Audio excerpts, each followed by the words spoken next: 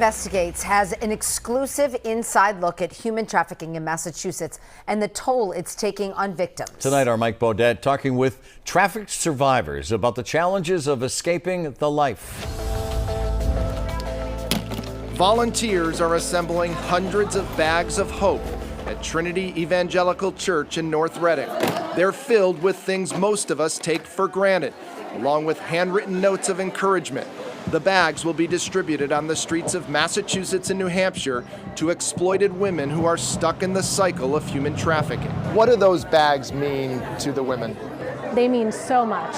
And the women just have such a desperation when they're in treatment or on the streets and have no hope, and to realize that someone cares about them and someone took the time to write a note card and let them know there's a better way, that there is hope. Jasmine Grace speaks from experience. She's a survivor of sex trafficking and drug addiction. The sex trade in general does deep, deep soul damage. You don't come out of the sex trade unscathed. She wrote The Diary of Jasmine Grace, Trafficked, Recovered, Redeemed, and runs Jasmine Grace Outreach, which is helping women escape what's called the life. It's almost like being in a cult. Right? You need to be deprogrammed in the mind, and it takes a long time, because at the end of the day, it really rocks your identity. So I'm a survivor myself, and it took me years to come out of that trafficking, right? Casey Bernardini is the program director at Jasmine Grace Outreach's Living Hill Farms.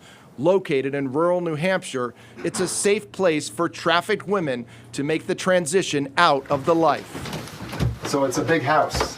Yes, it's a huge house. The trafficked women call this place home during the 4 phases of the program, each lasting 4 months.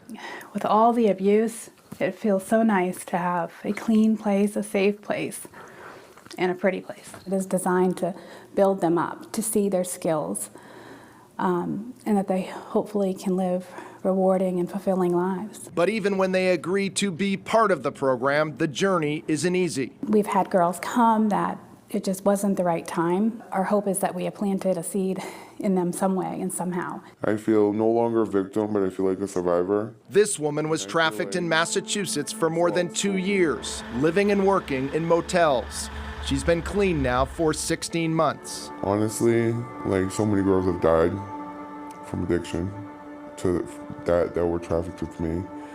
So many girls are in jail. The woman asked us to protect her identity because she's expected to testify against her trafficker, Trevor Jones, who's facing federal sex trafficking charges.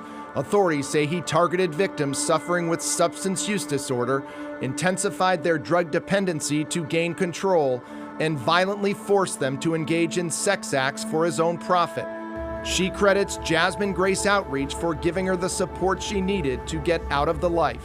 I guess it was God pleasing people in my life to make me realize I deserve different. I don't have to accept that type of treatment or have those type of relationships. And now she gives out bags of hope. I know these girls on the street. I know them from being with Trevor. I know that they're struggling. I know they're still lost. And I just jump out of the car and I give them this bag, and their face just lights up because they see me, I'm clean, and things are different, and I give them this bag, and I'm there's a different way to live. That one bag can make a difference? Yeah, that makes all the difference.